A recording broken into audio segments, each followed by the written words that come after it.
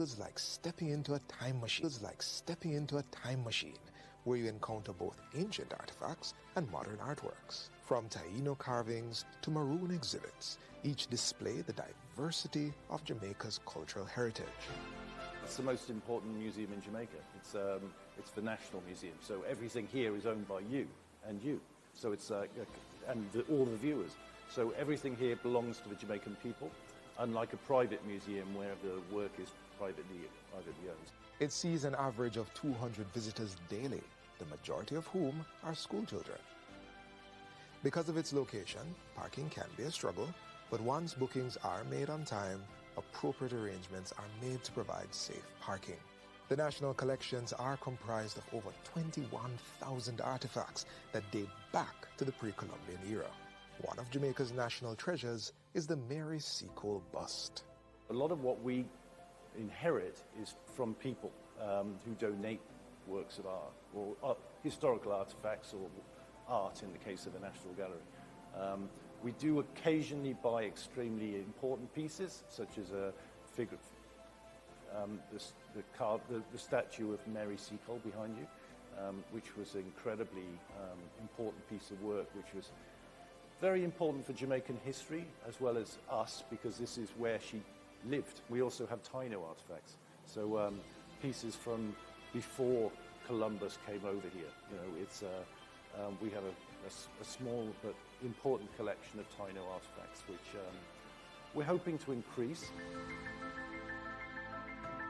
Another agent of the IOJ is the Natural History Museum of Jamaica, which is mandated to advance scientific research and education by collecting, storing, and maintaining specimens of Jamaica's plants and animals.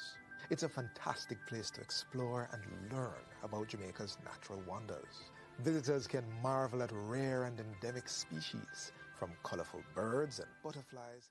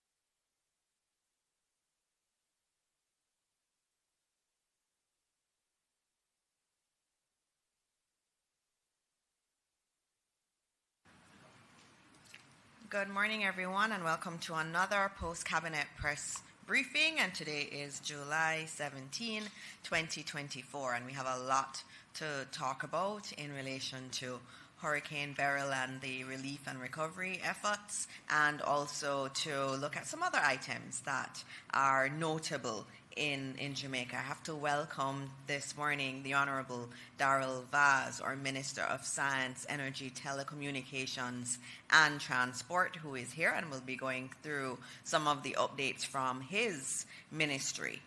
We also will have the Honourable Floyd Green, the Minister of Agriculture, Fisheries and Mining, with us a little bit later, and I want to welcome their technical teams who are here, the team from the Office of the Prime Minister, and also, of course, as always, the wonderful technical team from the GIS that puts all of this together and makes this a really good post-cabinet press briefing. I'll start with our usual summary of what is happening and the discussions at Cabinet. At Cabinet, we spent a lot of time discussing Hurricane Beryl and the relief efforts and how we can accelerate a lot of the recovery areas. And yesterday in Parliament, the Most Honourable Andrew Holness, our Prime Minister, would have spent some time updating on elements of the government's relief and recovery efforts. Some of the key highlights that we have to note again is that the Ministry of Labour and Social Security has distributed 9,005 food packages, and those are not little food packages. Those are very substantial food packages. Those are big packages that can last a family of four for 4 days. So that's been going quite well. They've also distributed almost 2,000 tarpaulins, and almost 700 mattresses have also been done. 1,200 hygiene kits and 415 cases of water have been distributed in the affected areas. In terms of the recovery effort, the Ministry of Local Government and Community Development will be assigning 500 summer workers from the Youth Summer Employment Program to assist with the recovery efforts. They'll be working across ODPEM, and also they will be working with the Ministry of Labour and Social Security. So 200 of them will be with the Ministry of Labour, and then there will be another 300 who will be working with the Office of Disaster Preparedness and Emergency Management.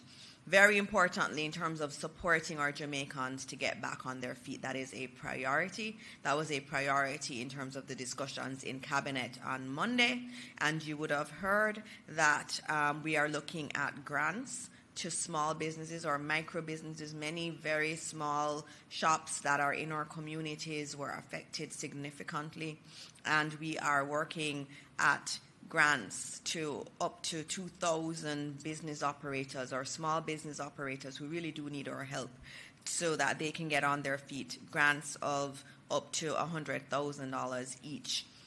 We're also doing damage assessments across the country. The Ministry of Labour and Social Security and their social workers have been going around to many houses in the affected areas. And as they go around, they're checking for damage. They're looking at who's been severely damaged, who had minor damage, and those who are completely destroyed. And those assessments are actually written up. They're going to be put into a database, so we will have a database of everybody who was affected by Hurricane Beryl. If you've been affected and no social worker has come out to you, you can reach out to the Ministry of Labour and Social Security, and they can come and do an assessment. As the Prime Minister said, all of the grants and aid that we will be doing in terms of reconstruction will go to those who have been assessed as having sustained damage during the hurricane. We have to be accountable, we have to have transparency, and so it's going to be very important that if you've been affected in the hurricane, that you have been assessed by the Ministry of Labour and Social Security and your information is in our database. And so the Prime Minister also noted that $1 billion would be allocated for grants and assistance aimed at restoration, reconstruction, and relocation efforts. And so anyone who has been affected, know that the government understands. The government understands that you need help, you need assistance, and we are working as hard as we can to provide that assistance to you. But of course, that assistance has to be done within a framework of accountability and transparency. In addition to that, mortgagors who have been affected by Hurricane Beryl, who need to do urgent property repairs, can apply for a temporary moratorium of 3 to 6 months from the NHT, and this is a moratorium on your mortgage payments.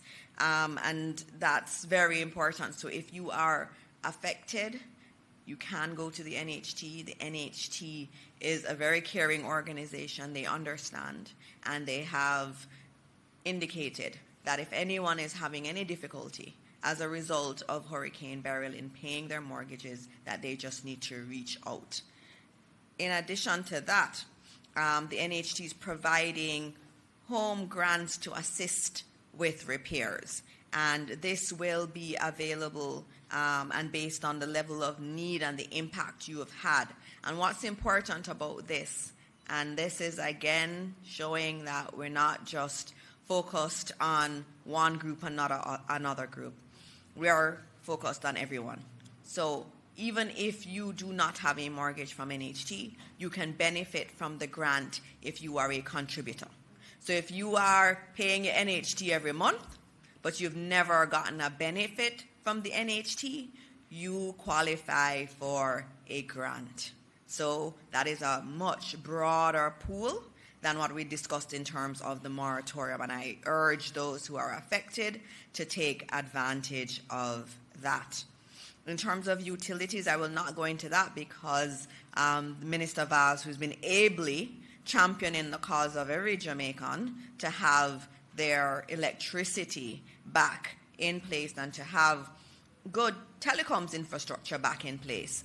We'll be briefing you shortly in relation to that, but a lot of work has been done, and he has worked tirelessly with the utilities to ensure that they understand that it is their responsibility to quickly get us back up and to get electricity to those who do not have it. In terms of other areas tangential to Hurricane Beryl, the tourism numbers remain strong. I know this was a concern for a lot of people, what would happen to the tourism sector. We know this is an important element of our economy. Since July 4, Jamaica has hosted 1,005 visitors, signifying a recovery of the tourism industry following Hurricane Beryl, and it speaks to the resilience of our tourism product. And we know how important that is, and it is important that we emphasize the fact that Jamaica is open for business. We still are. A lot of tourists are still coming. They're still enjoying our country, and we want to emphasize that they can still come. And when we talk about resilience, in St. Elizabeth, for example, the Black River Safari Tour, they were affected significantly. We all know that. But they're already back up and open. That says a lot about our people. We are resilient, and our tourism product is getting more and more resilient. And so those 105,000 visitors who've come since July 4, they're testament to that fact. The last thing I want to point out is, again, in relation to major crimes and the trend downward in major crimes, and we don't talk about this enough. When the crime numbers are going up, we get a lot of press around it. When it is going down, it is not given the same kind of airplay. And so, again, I note, major crime continue their downward trend. Serious crimes between January 1 to July 13, 2024, and when you compare it to 2023, show a downward trend. Murders are down 14.1%. Shootings are down 1.2%. There's a 32% reduction in rapes, 14.8% reduction in robberies, and a 6.7% reduction in break-ins. Major crimes within the comparative period are therefore down 11.7%. Gun seizures are up. Comparing January 1 to June 30 of this year versus last year, the JCF has seized 14,000 more weapons. Is there more work to do? Definitely. But when we are on the right path, it is important that we note it, and that we note it quite loudly. This is an area that is obviously one of the most important areas for us to tackle as a country. And when we see the progress that's been made by our police force especially, and all of those aligned with this, we have to give them credit, and we need to thank them for that work. And we know the work continues. The work has to continue because where we are is not where we need to be. But we celebrate these wins, and we celebrate the fact that major crimes continue to trend downwards. I'm going to stop there, and I'm going to be handing over the microphone to our esteemed Minister of Science, Energy, Telecommunications and Transport, the Honourable Darrell Vaz. Thank you.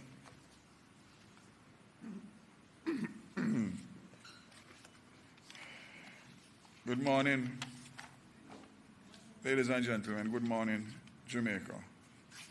I just received an update minutes before coming here, so I'm actually just going to read from the report as it relates to the restoration of electricity island-wide.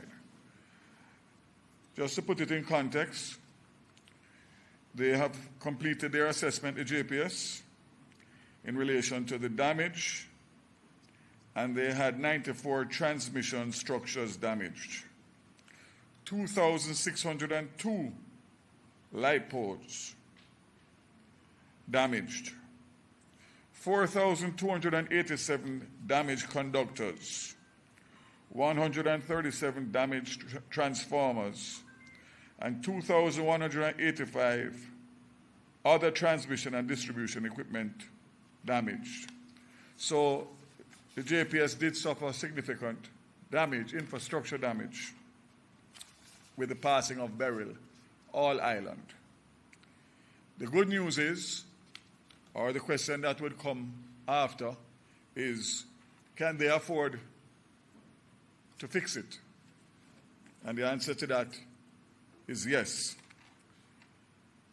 Arising from the experiences of previous hurricanes and the difficulty of securing insurance for JPS assets, the OUR had approved in the rates for electricity a charge which goes to what is called the Electricity Disaster Fund, from which where there can be initial immediate resort to fund recovery when there is a disaster such as Hurricane Beryl.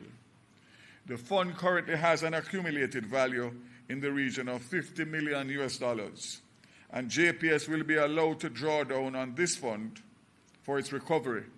As a matter of fact, the OUR had approved a drawdown of $5 million prior to the hurricane to help fund inventory preparations for the hurricane season.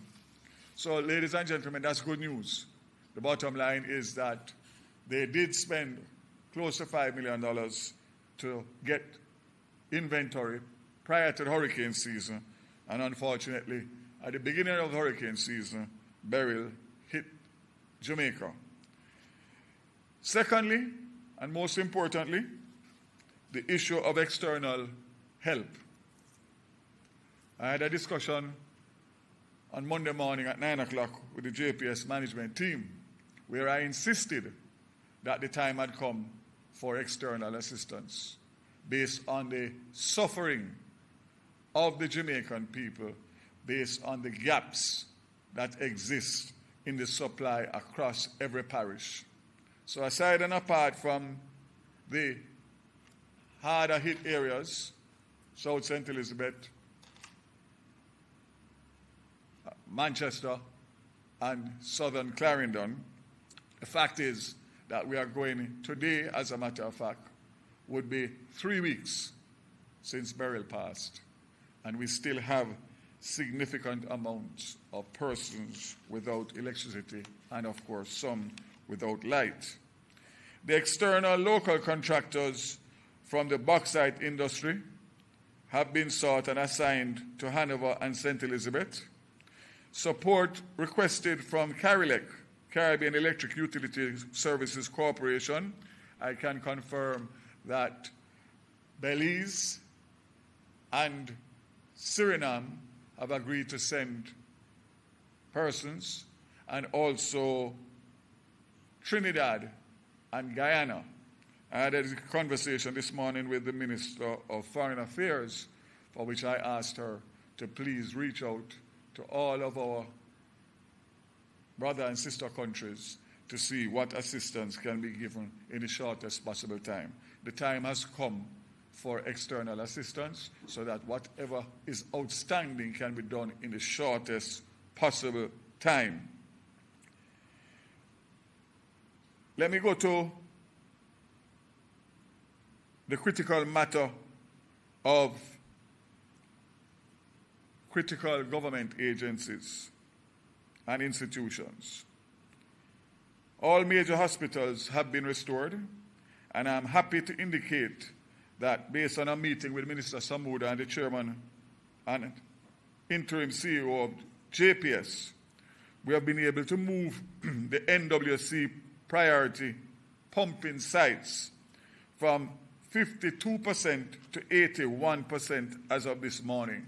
So it means that more water pumping stations will be in effect, and persons that are not currently getting water from the NWC will be getting.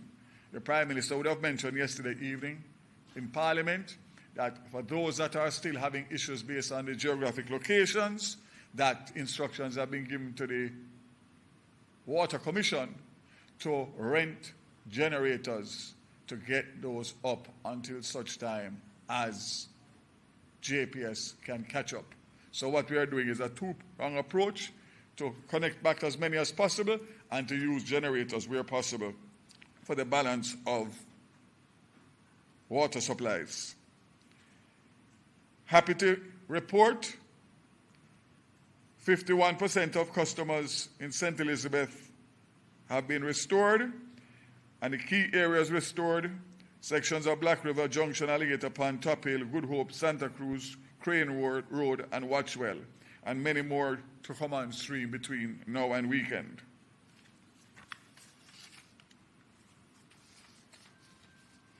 Happy to report that in relation to the major healthcare centers, that significant progress has been made, and basically almost all are back up in operation with electricity.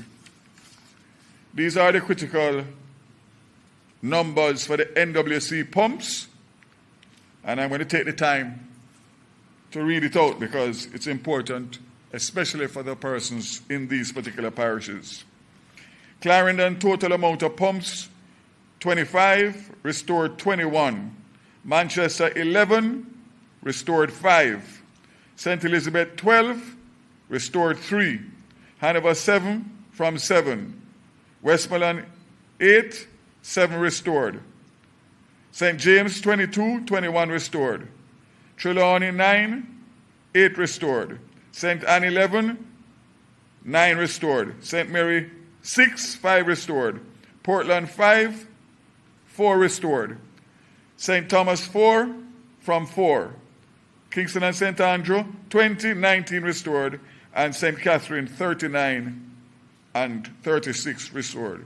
So you will see from there that Manchester, St. Elizabeth are the two parishes that are lagging behind. And as I said earlier, that you will see an improvement in that. And I know that as it relates to generators, will be used in the interim, as I said before, JPS can bring them back up. I'll save the telecoms for after. As of midnight, July 16, 2024, outside of St. Elizabeth, there was, up to Sunday, 55,000 customers that were not restored. As of Monday to Tuesday, there was 35,960. So there was a significant reduction across all parishes. And I'm thankful to say that by Friday, the estimate is to get down to 27,455. So basically, we would have cut the 55,000 in half by Friday. Still not good enough because we still have 20,000 customers across Jamaica that do not have electricity. So again, I want to just ask and plead with the country for patience. I represent a rural constituency, so I'm not only getting it second-hand from all of my colleagues in Parliament and the communities that reach out to me, but I'm getting it first-hand based on the fact that I am on top of what is happening in Portland, and they too are suffering. But we are resilient. I just want to give another personal commitment and a commitment on behalf of the government of Jamaica that I'm not going to stop until we get restoration and get back to normality. You have my assurance on that, and I ask you as I did for the transport sector, I'm asking for the energy sector just to have a little patience and give me a little time. You will see the difference. In relation to, well, I don't want to talk too much about the areas that were restored between the 15th and the 16th. I prefer to speak about what's going to happen for the 17th to the 19th. And what you can also be assured of is that you are going to get or be able to access a 2-day, 3-day projection for JPS's restoration on their website, on social media, and wherever else. And I believe that communication is one of the most important things in a crisis, which is what we are in. So I encourage people to monitor the JPS website and all other areas where you can access credible information. So as I said, I won't go into the 15th and the 16th, but significant progress has been made there. So what do we have to look forward to for the 17th to the 19th? All parishes will continue to get rapid restoration. I will just speak to the hardest hit areas, but this will be available for circulation when I am concluded. So Minister Green, who is here, St. Elizabeth, Good Hope, Crane Road, Bennett Street, Goshen, Lovers Lane, Newell, Knockwood, Silo, Pepper, Church Road, Balaclava, Treasure Beach, Watchwell, to Pedro, and Parkley and Bull Savannah. Now let me just stop and say that I have no reason to doubt the JPS because I am on them. But based on what I saw in southern St. Elizabeth, Alligator Pod, and southern Clarendon last week, Wednesday, when I did a tour, and I intend to do another tour this coming week to see the progress for myself. If somebody had told me that Treasure Beach could be scheduled to get back light this weekend, before this weekend, then that would be magical based on the disruption that I saw. If somebody was to tell me that St. Elizabeth could be 51% back up between last week Tuesday and last week Wednesday and today, again. So I'm pleased to see that particular progress, but still not pleased with so many of the other areas that were not hard hit, that people are questioning and asking, why is it they cannot get back their electricity till now? Let me give you another area that I toured last week, and that was Alligator Pond and the surrounding areas. So Manchester, Waltham, Cedar Grove, Rentland, Russell Place, Newport, McKinley Road, Sedberg towards Christiana, Duff House, Lincoln to Huntley, Ward Closed and Dump. And of course, these are not all. If the website would have more information. I can't end this section without speaking to what I consider an area that was devastated, and that is southern Clarendon. Again, I was there last week, Wednesday, and there was only devastation and destruction. You could barely drive and navigate the poles on the road. And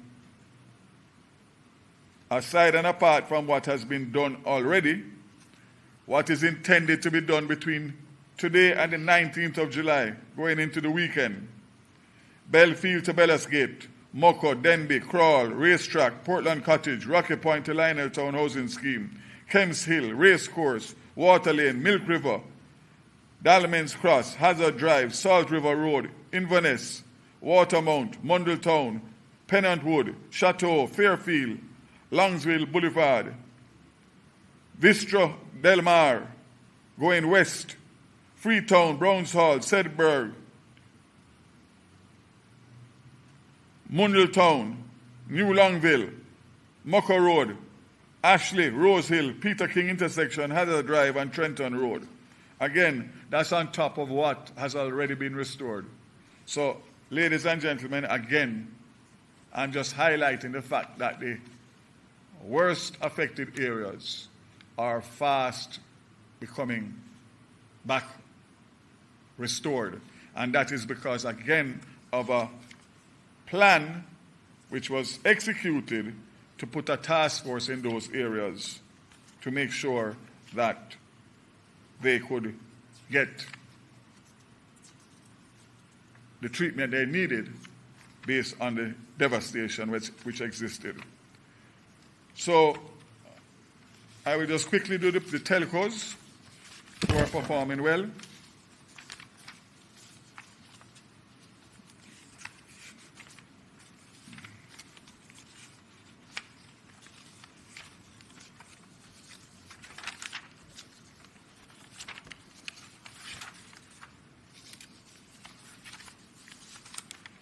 Sorry, just got the report, so trying to find my way through it here. Okay, here we go. So, ladies and gentlemen, for Digicel, they are at 69% of their sites, 96 sites and 66 restored. And for Flow, 50%, 658 sites, 331 restored. So you will see better service as the days go, and as electricity comes back, you will see and get, obviously, better telco service for both data and cell service. Let me close by just touching on another portfolio responsibility, although Beryl has taken all the joy out of it for me, and that is the 100 CNG buses that I committed to the country that would be here by mid-year at the end of last year. I'm happy to say, and which has been already highly publicized and very well received, that between May 23 and July 24, the government of Jamaica has introduced 171 new buses in the JUTC fleet. That is 50 diesel buses and 120 CNG buses. The good thing is that these 100 CNG buses are what we call, what I have branded as smart buses, like where you have a smartphone. And basically, it will allow commuters to be able to communicate with the buses. And the buses will be equipped with Wi-Fi, a camera system to allow better monitoring of the units, geo-tracking, fire suppression system, electronically controlled air suspension to allow for easy embarking and disembarking, especially for the elderly and physically challenged. And of course, 10 of the buses are specially equipped for the disabled.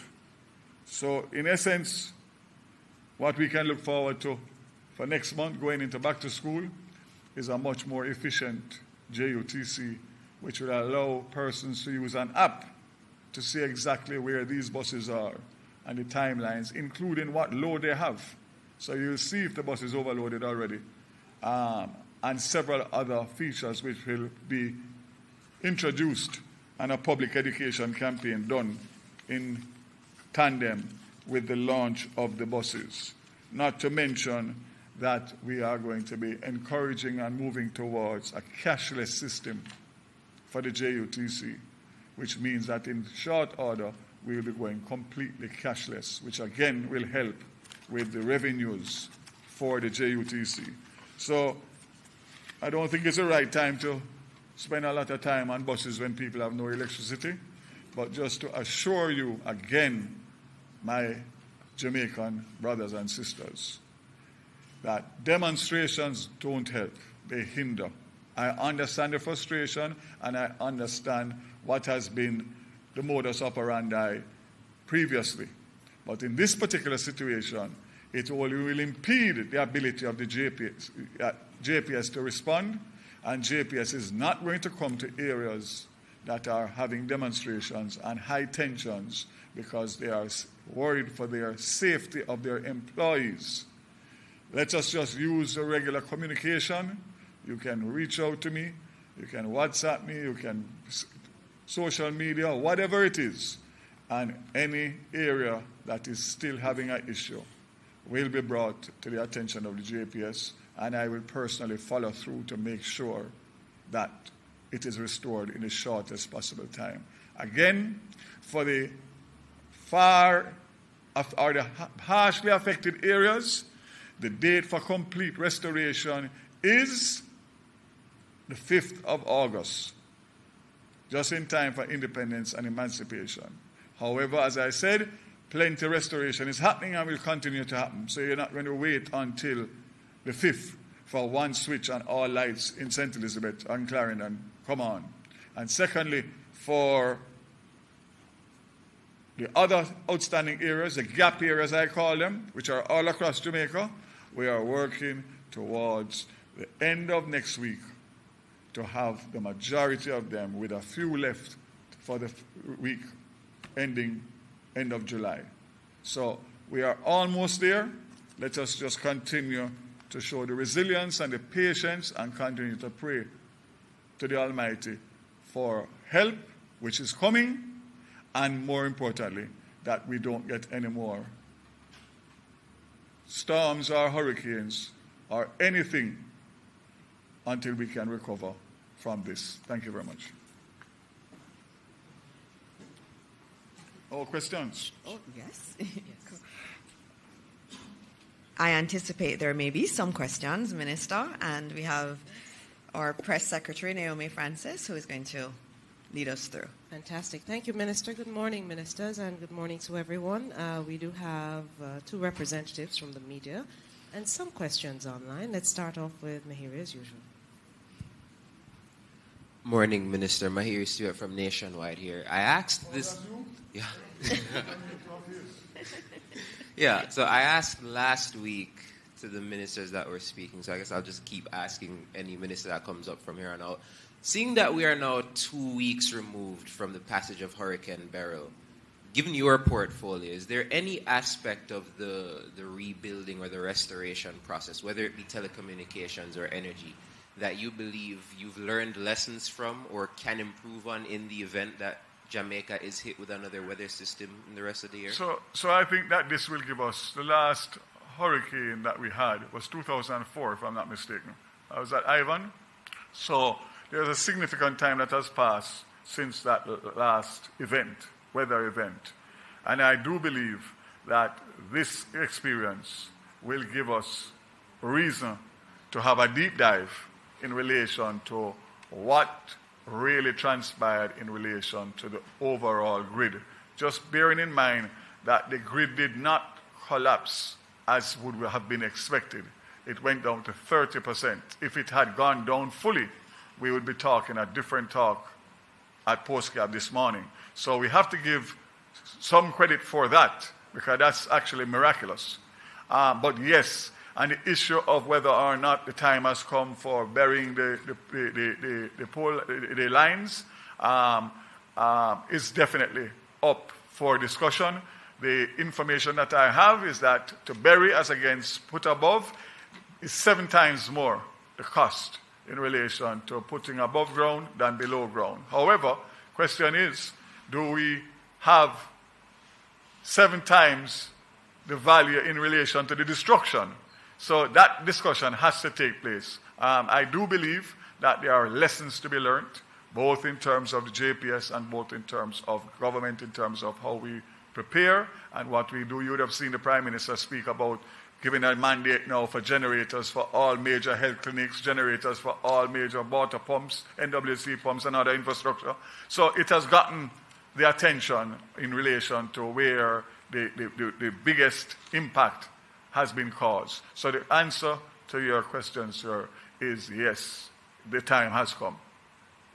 I guess my second question would be, given that you're saying that we will be importing workers from different Caribbean countries to help in the restoration process, would that mean that the projected dates in which people should expect life should be decreased, or is it still August? It would mean that the schedule that is presented this morning, which was given to me at 9:08, does not include that. By today, end of day today, I would know exactly what the confirmation is in relation to who, from where, how many, and what are they coming to do, and then a revisit to the schedule would be done. But the intention is definitively to get help. And good thing is that this is an association of Caribbean utility companies. So it's persons that have worked with one another and know one another. So the bottom line is that they are going to be asked to send exactly what is needed by JPS rather than just sending help. So it will be a proper design plan to enhance the abilities of JPS.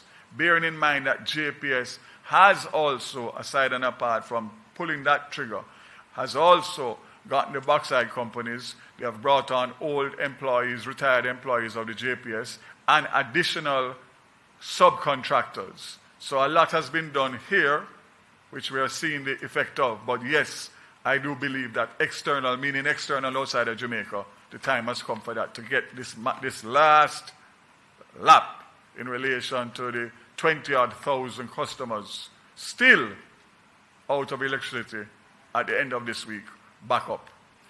Right. Another question. Given what you just said about demonstrations, we know that there was one in Sheffield, Westmoreland yesterday. Just for clarity, are you saying that the August 5th deadline also applies to that area? All areas that are accessible by the JPS in relation to being able to go in and do the work. If areas have demonstrations and prolonged issues where the JPS cannot access, then that's a problem. And most importantly, do not forget that we are not in control of the weather. We saw what happened yesterday with the rain. If we get rain in different areas, then it will delay because the linesmen cannot work when there's inclement weather. So again, there are variables, but the most important thing is that we have a roadmap. And we just need to follow this roadmap and tweak it to make sure that we can shorten the timelines and not lengthen the timelines. That's my mandate. Thank you, Minister. So therefore, I'm just making sure that the person online acknowledges that I have seen the question concerning timelines for crews to arrive. You're saying you'll get that update later on today. Yes. So they have been in discussions from Monday when I met, and I know for sure that 2 of our Caribbean countries have agreed. It's just to tie down the specifics, but they know the urgency, and I hope to get something from Minister Johnson-Smith by later today in relation to what feedback she has gotten based on the offers that were made previously as well. All right, so Minister... I encourage everybody again, please, this document that I read from is for public consumption. And I encourage everybody to just stay on the JPS website or on social media. They post daily, I post daily, and you will see if there are areas not on this, it will be on the website, because this document can't hold every area in every parish. So people will panic that they don't see their name on this summary sheet, but they would see it on the website. And if it's not, then we raise that and flag that to JPS. Thank you. So they can post their questions or... 100%. I encourage them to use the JPS social media respond, and I'm sure based on the meeting that I had with them, they understand the meaning of true communication. Two questions coming out as well, one for you, one for Minister Morris Dixon. Minister Vaz, concerning the community access points on the USF, there's been no update on that. Can you give us one? So that is something that I raised just day before yesterday. I expect to get a report, but I would have expected that obviously some of them would have been affected, but we will get them back up in short order. There are agreements in place with the vendors who put them up for repairs and service, and I will have that and post that as well. Thank you, Minister. Minister Morris Dixon, the question is, the Prime Minister announced yesterday a revamping of the disaster committee. Do you have any further information that would clarify how it will be designed going forward? All right, thank you for that question. And, you know, it links back to the previous question that was asked of Minister Vaz in terms of, is there anything that we could do better? And I think this administration is one that is always striving to do better. And I think what the Prime Minister was pointing out is that we will be doing a review of our response, pre-burial, during burial, post-burial. We will be doing that assessment and making recommendations in terms of how we can even be better. And as Minister Vaz said, it's been many years since we've had any kind of impact like this. And so you can get rusty during that period. And it is important that we understand that, especially with climate change, these types of weather events are going to be more frequent, and we have to be ready to respond, and not just government, but also our private sector partners have to build in a lot more resilience into their work. And so that assessment will be done. Once it is done, we will revamp the systems in place, and we'll obviously come back to Jamaica and say, this is what we have found, and these are the areas we will adjust.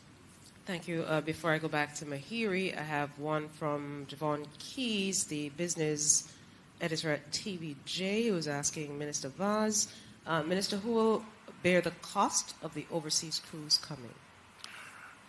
I think that would be a matter between JPS and their utility companies in the Caribbean. There's an association, as I said.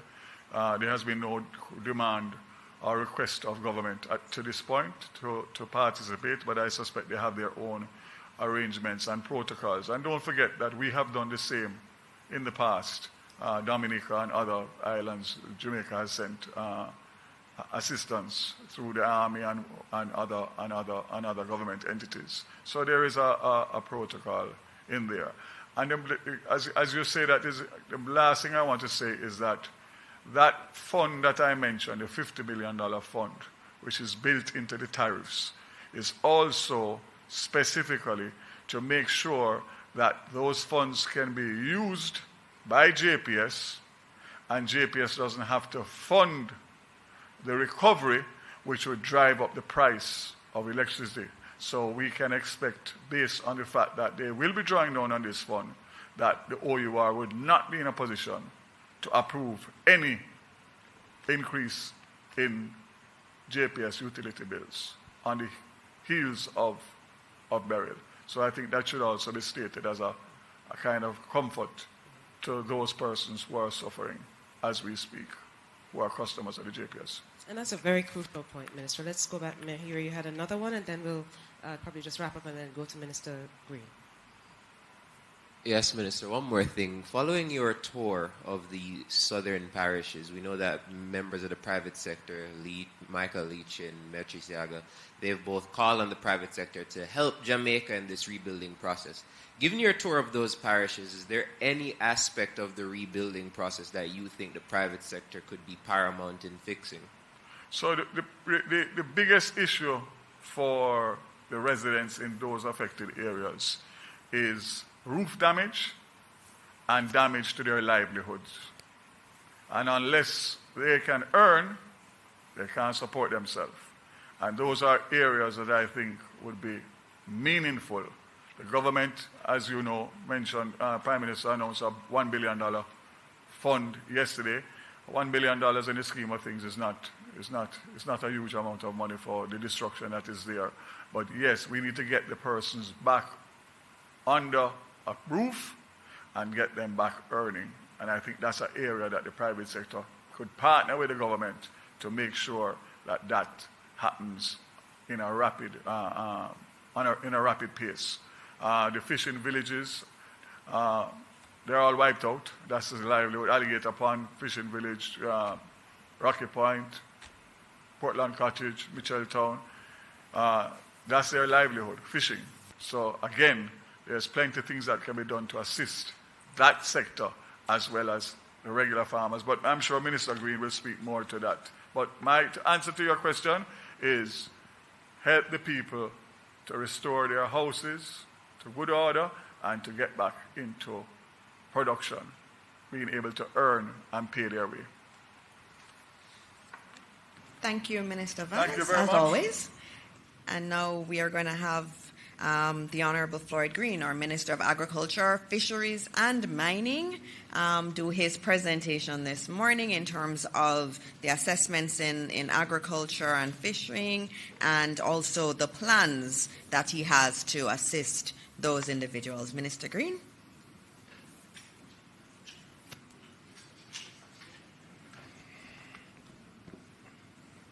Thank you very much, Senator Morris Dixon and colleague Minister Vaz.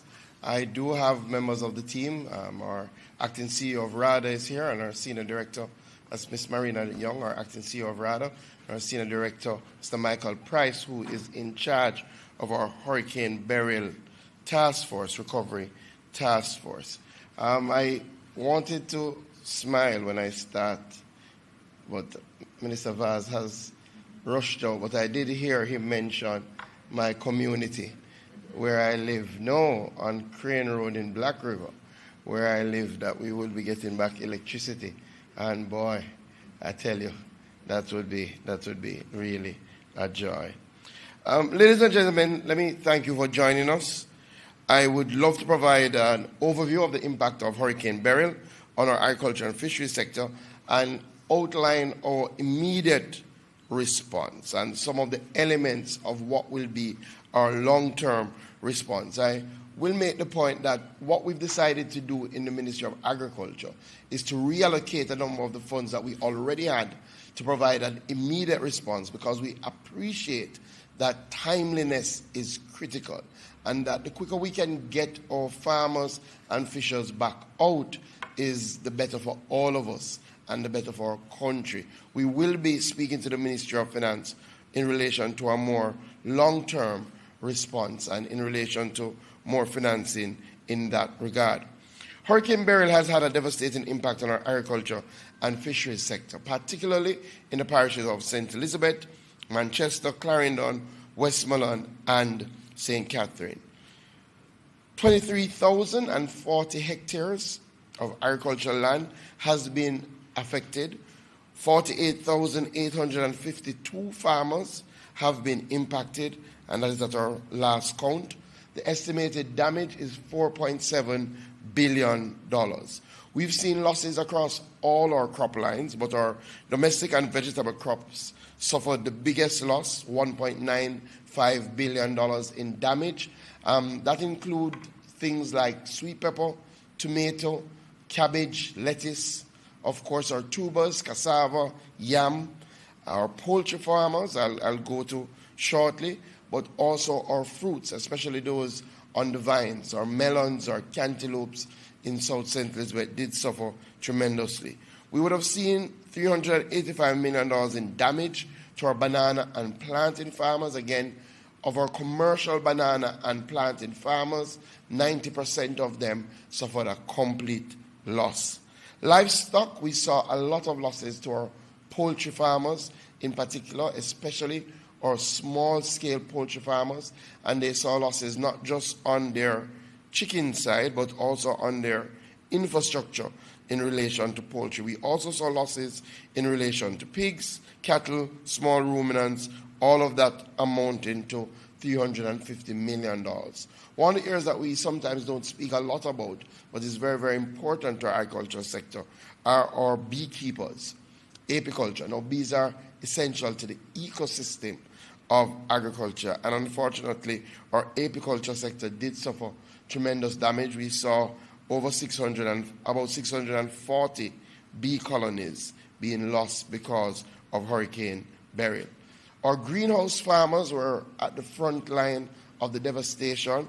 In fact, in St. Elizabeth, it's almost a 100% loss to all greenhouse structures. And across parishes like Clarendon, Manchester, we're looking at about 90% loss. So we did see extensive damage to our greenhouses, also to our farm roads, buildings, and our irrigation systems. In relation to our fisheries sector, 11,200 fishers have been affected by Hurricane Beryl, most of them losing fishing gear or traps, what we would have seen a number of our fishers, and I want to again commend our fishers. They did take significant precautionary measures. A number of them went out and they pulled in their boats. I remember touring parts of my constituency on the Tuesday before Beryl, and people had brought in their boats significantly inland. And I think that is why we only are seeing about 10% in terms of damage to vessels. Also, they did a very good job of leaving the quays. And I want to commend them because in the past, we've had a very hard time getting people to leave the quays. And even though we didn't suffer significant devastation on the quays, it's better to be safe than sorry. And again, I came across a number of them who were here on land, and we want to just commend the efforts of our fishers. So a number of them would have lost their fish traps. So when they would have gone back out to try and find their fish traps, unfortunately, they're not there. And we estimate about $1 billion in losses in relation to fish gear and traps. We have seen significant losses across infrastructural damage across our fishing beaches, especially Old Harbour Bay, Bournemouth, Rocky Point, and parts of St. Elizabeth. All of that amounts to about $70 million. Another area that we saw significant damage that is under the Ministry of Agriculture and Fisheries is our public gardens and scenic avenues. Unfortunately, a lot of felled trees, a lot of uprooted plants in places like Castleton, Syncona, and the Bath Botanical Gardens. The most damage was suffered by our Holland Bamboo Scenic Avenue, with about 70 to 80% of the older bamboo being damaged. Thankfully, we have a restoration plan for Holland Bamboo. We have costed the amount it will take to put our gardens back in the position that they were before Beryl and to lead to the rebuilding, and it's about $31 million, and we will need an all-hands-on-deck approach for this, especially from the private sector and the tourism sector. But for Holland Bamboo, we have a $17 million plan to get Holland Bamboo back up and running. Thankfully, we had started a process of planting new bamboo. We're now going through the scenic avenue to clear the bamboo and see what can be saved and restored. We already had a nursery that we had established, so we will quickly start to transfer bamboo into the Holland Bamboo Scenic Avenue. So in response to this disaster, the ministry has mobilized resources and developed an immediate recovery plan. Our key actions include, one, allocating $700 million for short-term assistance that affected farmers and fishers, including the purchasing of critical items and the repairing of infrastructure. $550 million of that $700 million will be allocated as follows. $210 million will be focused on our crop lines, $90 million towards our vegetable lines. Banana and plantain will get support directly for about $40 million, and $80 million will be distributed across other crops, including yam and our coffee farmers. We've put $60 million to help our livestock farmers restart their activity, and another $26 million to look at infrastructure around livestock. I did make the point that a number of people lost the critical infrastructure for their chickens or for their small ruminants. Fisheries, we have about $29 million to start the process, especially of purchasing wire, so that we can help our fishers reconstruct their pots and get back out there. We've allocated about $30 million to fertilizer. We've allocated $55 million to help our greenhouse farmers. Irrigation, $20 million. We've put a $50 million allocation for land preparation and clearance. We do understand that one of the impacts of Beryl is that a number of trees have fallen into our farms, and our farmers need some help to clear the land to get ready to plant again. So we've made an allocation for that. And we've allocated $70 million to focus on the clearing and some rehabilitation of our farm roads. We will also be channeling $150 million through our members of parliament. That will be prorated based on the level of damage in the constituency. The allocations should be utilized over the next 4 weeks, and we'll go through a verification process to ensure that those who benefit would have in fact suffered damage through Hurricane Beryl.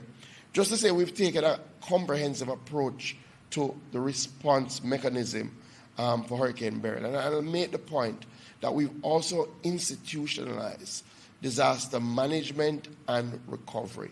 So since January, we have had teams meeting across our various agencies that are focusing on disaster risk management, mitigation, and recovery, because we do know that the disaster will come. And as such, we had already started the process of procuring inputs, especially for our vegetable farmers, and we will start that distribution tomorrow. So we are really working to get our farmers back up and running as quickly as possible.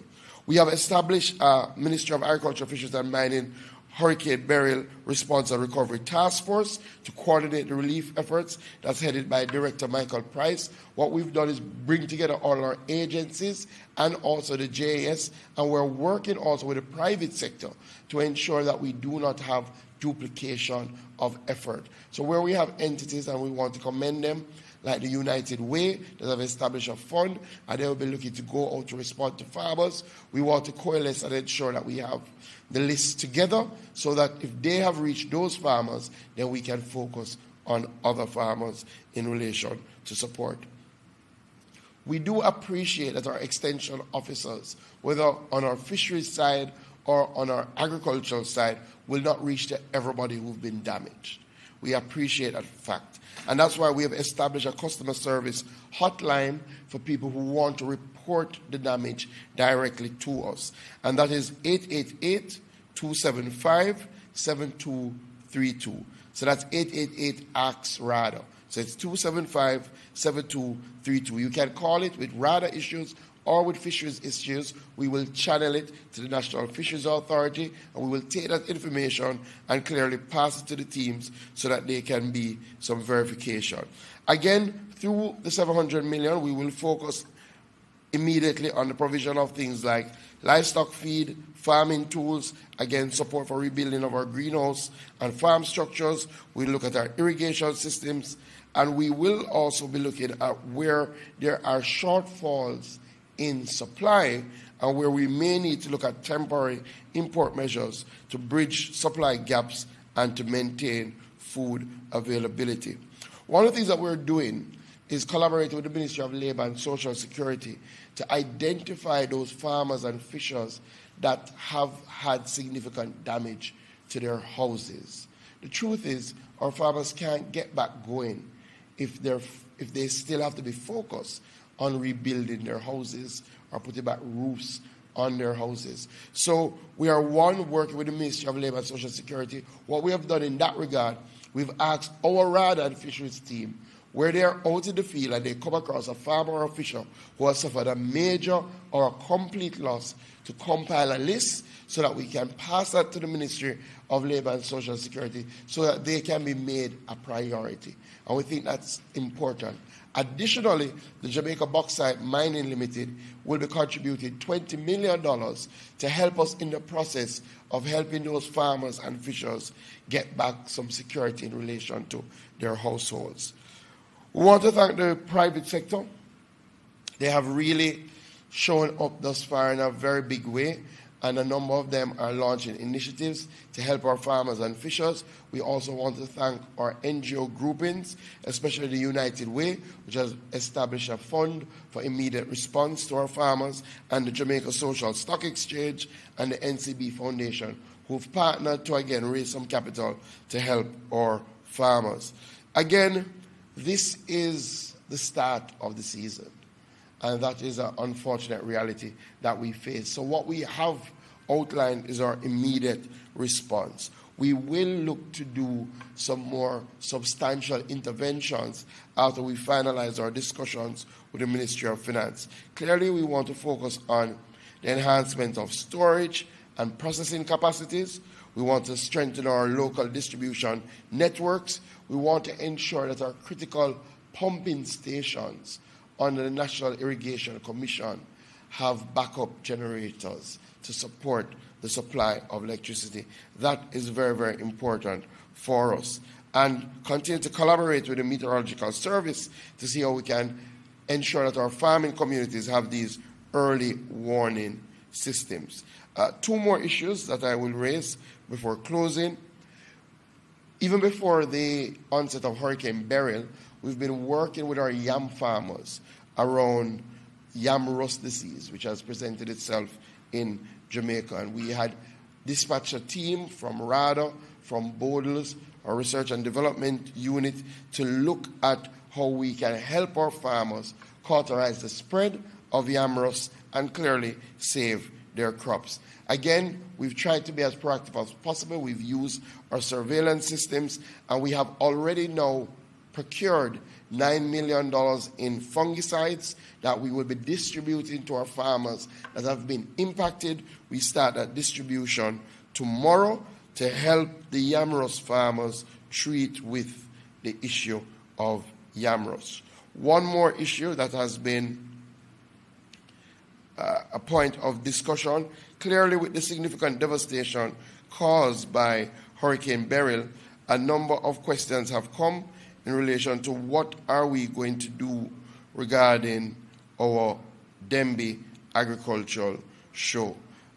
This is the 70th year of Dembe, and as such, clearly we know that Dembe is a celebration of our farmers, and now more than ever, as they show resilience in this time, we wanted to see how could we still celebrate our farmers. But we do appreciate that a number of our farmers will be hard-pressed to provide the usual support that they normally provide for Dembe. So we've been in discussions with the Jamaica Agricultural Society, with our stakeholders internally, and what we want to do this year is to have a one-day show that will focus on our farmers. We'll focus on resilience and rebuilding. We'll do a combination of things like seminars about disaster preparedness, about disaster recovery, and also offer various discounts, incentives that our farmers can benefit from. We will also establish a window where those farmers who have not yet received assistance, who've been damaged,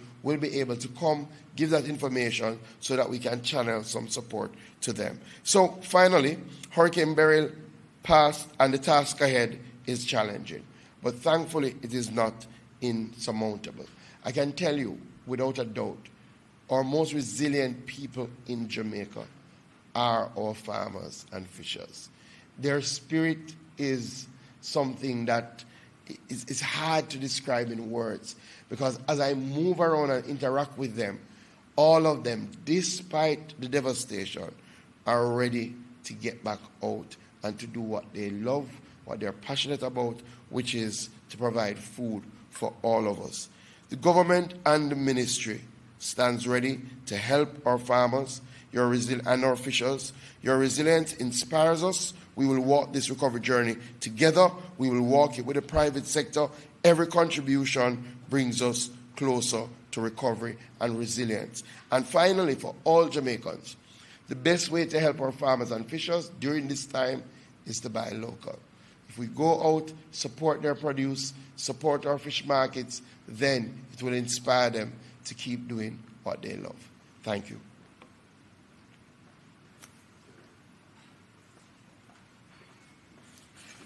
Thank you, Minister Green. Let's see if there are any questions. We've gone a little bit over time, but it's important to get all this information out. Absolutely, Minister. I know Mahiri has two questions. I have one, though, Minister, that really takes off from what you said last, which is buy local. But there's a concern online, especially with the coming weeks and possible shortages. What are we looking at in terms of possible shortages, and how quickly would we be able to look at importing to ensure that prices stay low? Yeah, so, the first thing that we do, and the first thing that our farmers do, and you would see it across the marketplace, is as soon as they go out and see what has happened to their fields, they try to salvage what is there. And they go through a process of seeing if they can save anything and if they can bring that to market. So it may mean applied chemicals to try and bring the crop to fruition. So over the this week, we will get a fair idea of where we are in terms of fall-offs in supply. We do already appreciate that we will have some fall-off in our vegetable lines. So definitely, as I said, things like cabbage, lettuce, we've already started to pick that up. Tomatoes, carrots, we already appreciate that we will have some fall-off in those vegetable lines. So as we get this picture and as we concretize this picture, we will move to have some supplemental supply.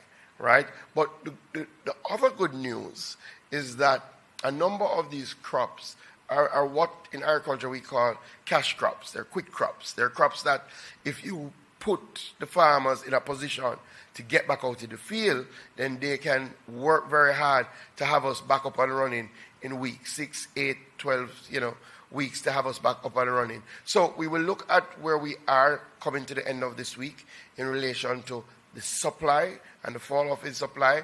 Again, a number of our markets, supply markets for these items are near shore, so we don't have to worry about time frame to get here. Clearly, it has to be managed in a way that will ensure that, yes, we look at price, but we don't flood the market in such a way that it de-incentivizes our farmers from getting back up and running.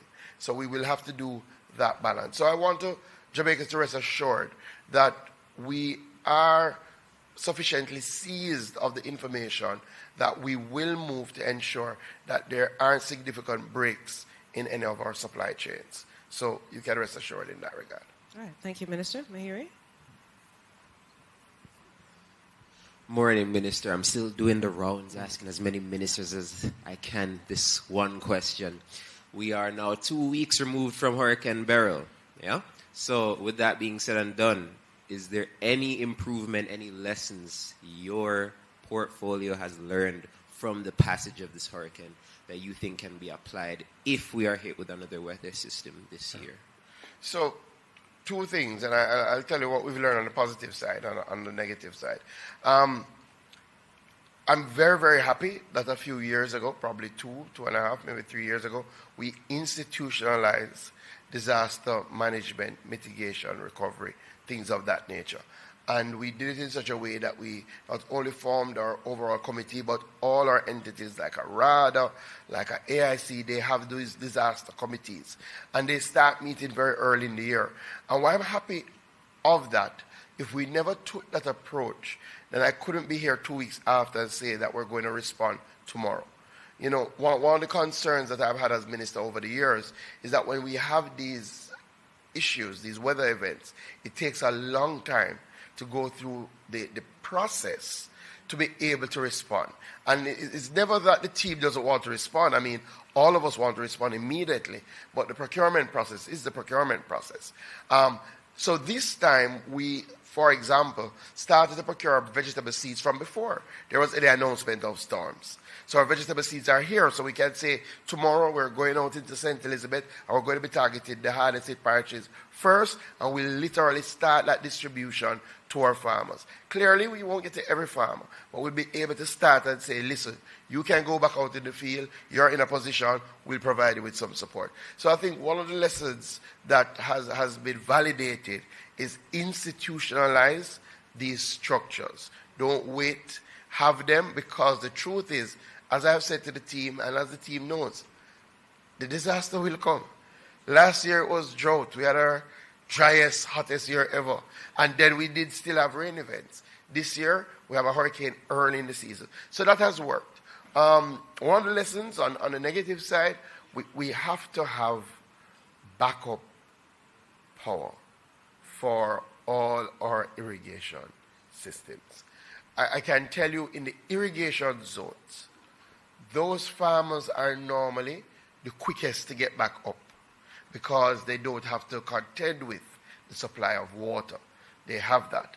and water is normally one of your biggest issues. So as we have been able, and to put it in context, clearly after burial, 100% of our systems were down. We had no electricity for any system. Thankfully now we're at 70%. A number of our systems, included in parts of Clarendon, like Ebony Park, Clarendon Park, those systems have come back up.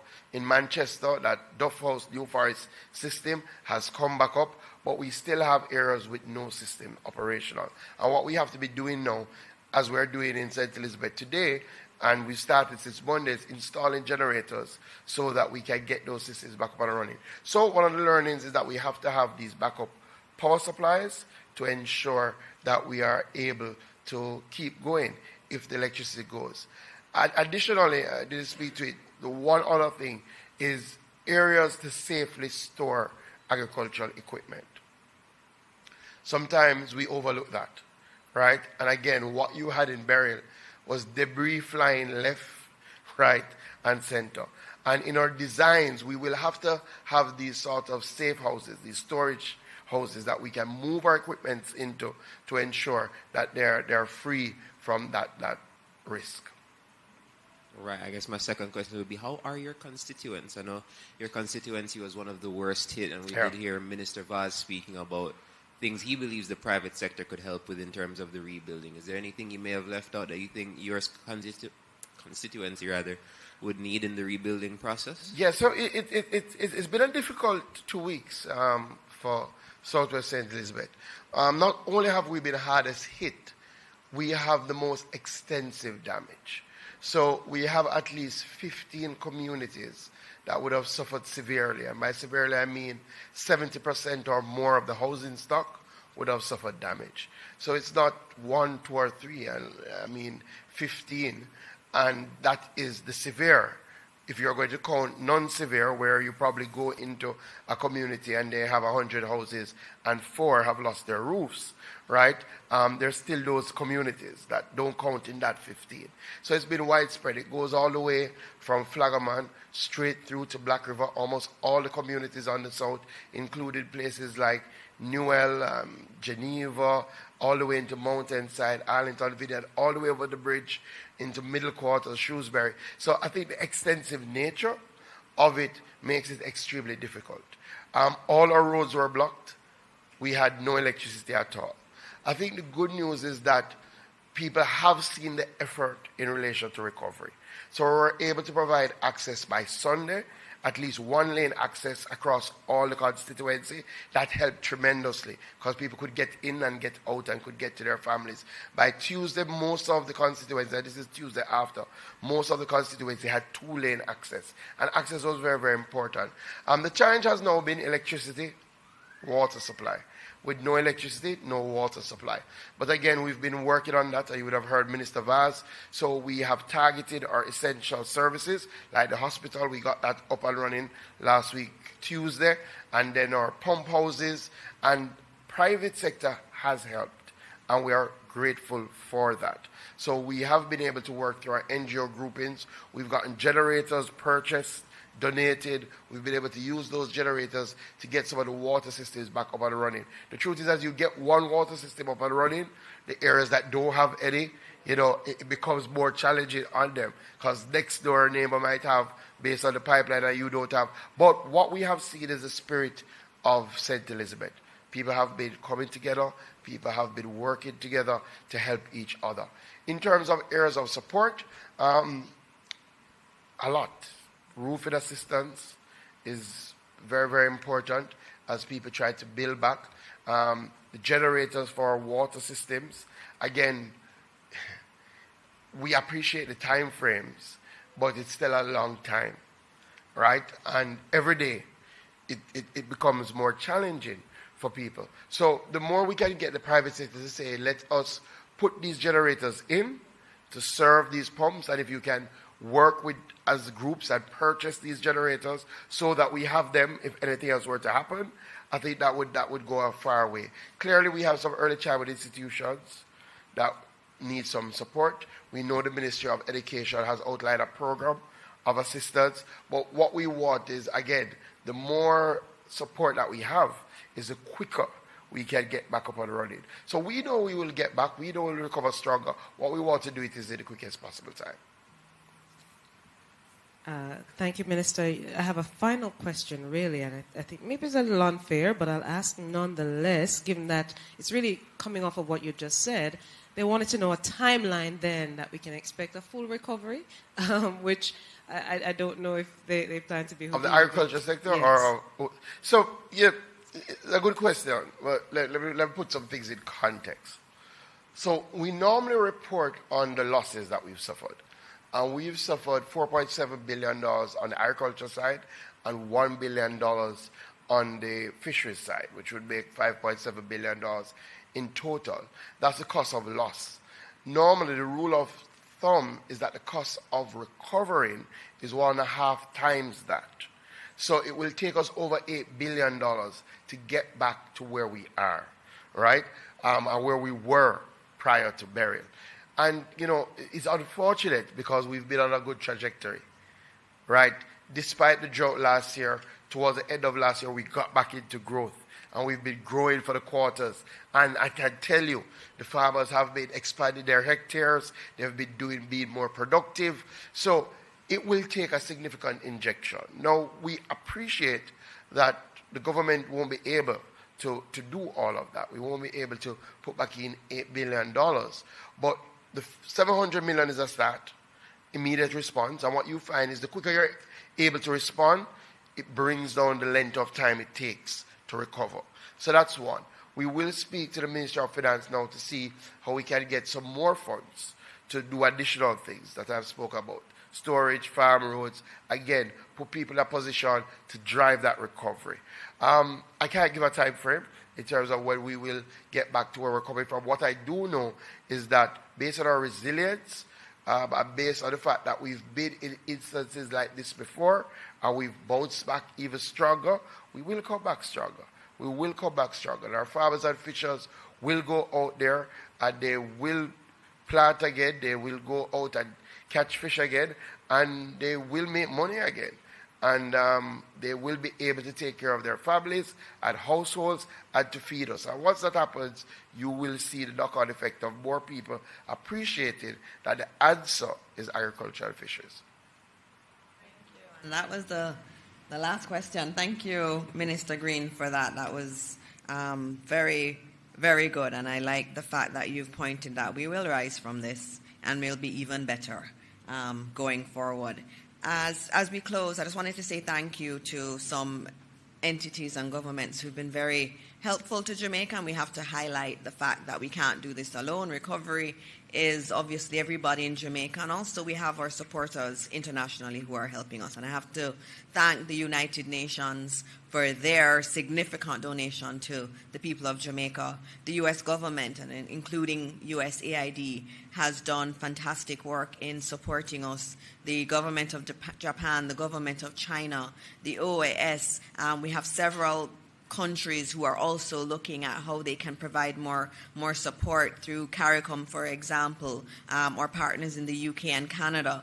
All of our key multilateral partners are also looking at how they can support us, and we thank them for that. There are many NGOs locally and internationally who have mobilized in order to assist us in the areas that have been damaged. I know there was one, World Central Kitchen, that was doing thousands of hot meals per day across the affected areas. We cannot do this on our own, and I have to say thank you to everyone, whether you're based in Jamaica or based internationally, for the support you have given to Jamaica in helping us to move forward from this crisis. As we end, let's continue to pray for this country. Let's continue to pray for those who have been affected by Hurricane Beryl. And we know that we are a resilient country. We've always been resilient, and we will rise from this crisis as we have always done.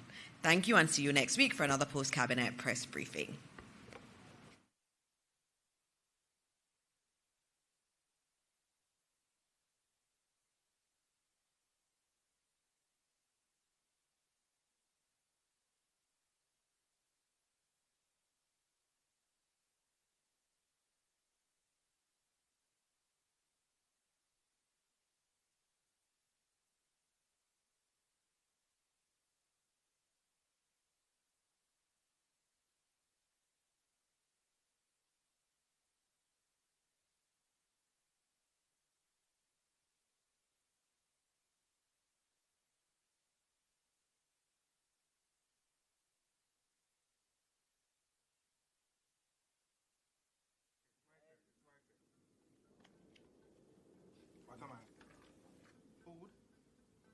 fruit, apple,